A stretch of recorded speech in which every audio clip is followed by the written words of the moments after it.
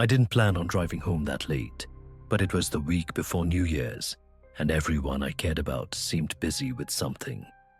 My friend lived 2 hours away, and after we'd eaten and talked for a bit, I told myself I'd rather sleep in my own bed than on his couch. I'd done night drives 100 times before.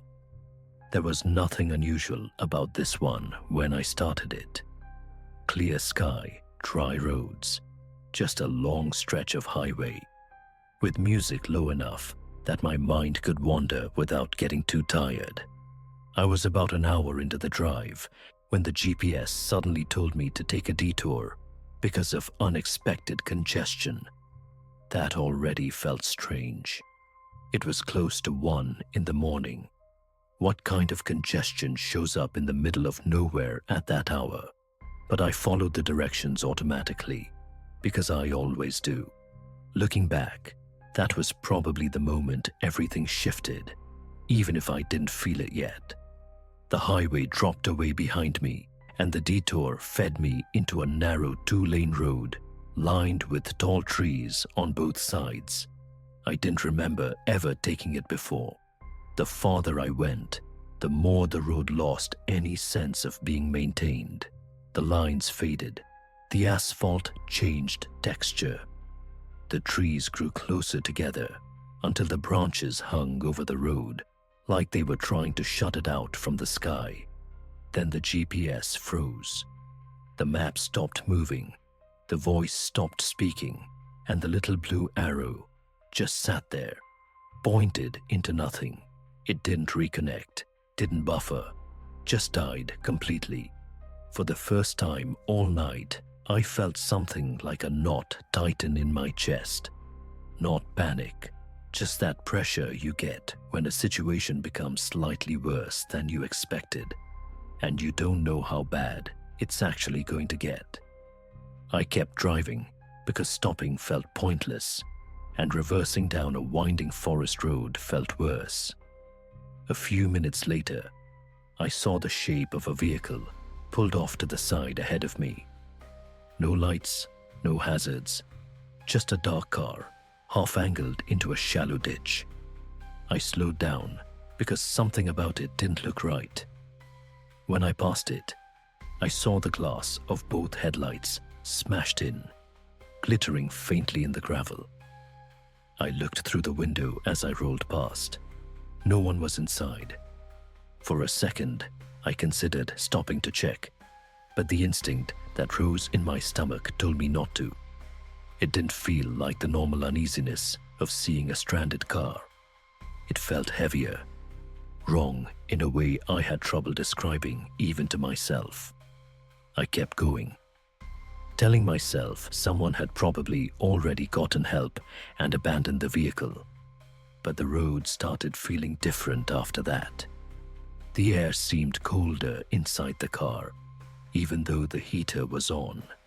My grip on the steering wheel tightened without me realizing it. Every shadow between the trees felt like it was positioned intentionally. I tried brushing it off because fear does strange things when you're isolated, but the feeling didn't go away. The next thing that happened took whatever little calm I had and ripped it out of me.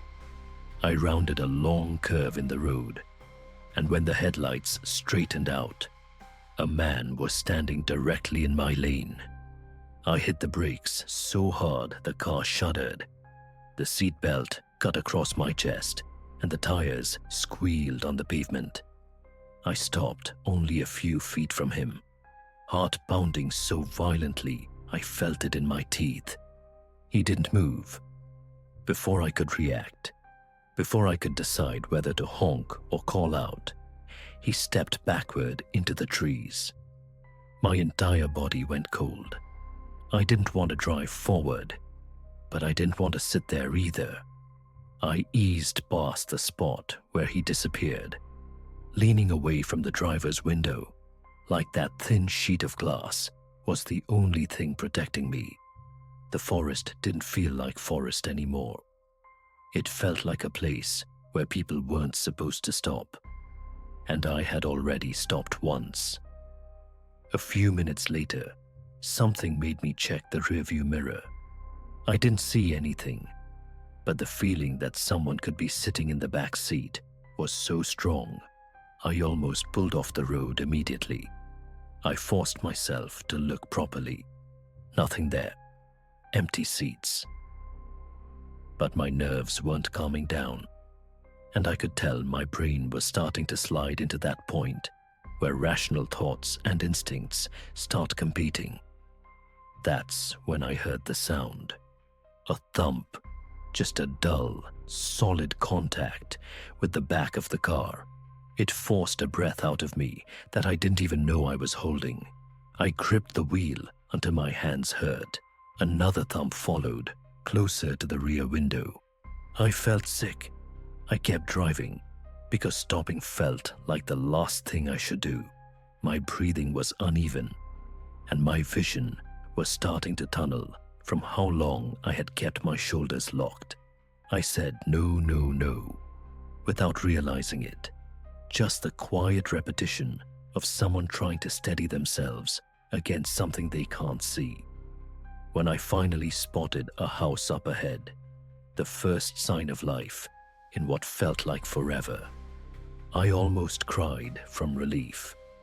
A porch light glowed against the darkness, and a man stepped out onto the porch as my headlights swept over the front yard.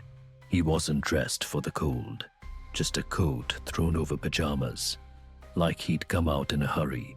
I slowed the car and rolled the window down a few inches. "Sir, I'm sorry. I'm lost. I think the GPS sent me." He didn't let me finish. "Turn around," he said, voice low but urgent. "Right now. Don't stay on this road." I thought I misheard him. "I just need directions." "Turn around," he repeated louder. "And don't stop again until you're back on the highway." When he stepped closer, the porch light caught something in his hand. A shotgun, held low, not toward me. It wasn't meant for me. It was meant for whatever else he thought might be out there. I didn't ask any more questions. I reversed so fast the tires slid over gravel, and I spun the car around, heart hammering like I'd been running. I forced myself not to look into the trees as I passed them, because some part of me was certain I would see a shape standing between the trunks if I did. The GPS reconnected about 15 minutes later. I didn't listen to it. I took the first road I recognized and drove the entire way home. When I parked in my driveway, I stayed inside the car for a long time, hands still gripping the wheel, muscles shaking, trying to get the image of that man in the road out of my head. Nothing about that night has ever made sense to me. Not the wrecked car, not the frozen GPS, not the man stepping into the trees, not the thumps on the back of my car, not the way the man at the house looked at me. I've never taken a detour since then. I don't drive unfamiliar roads at night, and I don't trust my GPS anymore if it tells me to leave the main highway, because whatever was on that stretch of road wasn't an accident or a coincidence.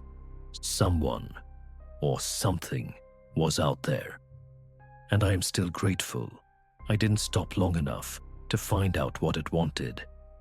Thanks for watching No Sleep Tonight, and if you enjoyed the video, don't forget to like, share, and subscribe. It truly helps this channel grow, and keep these horrors coming.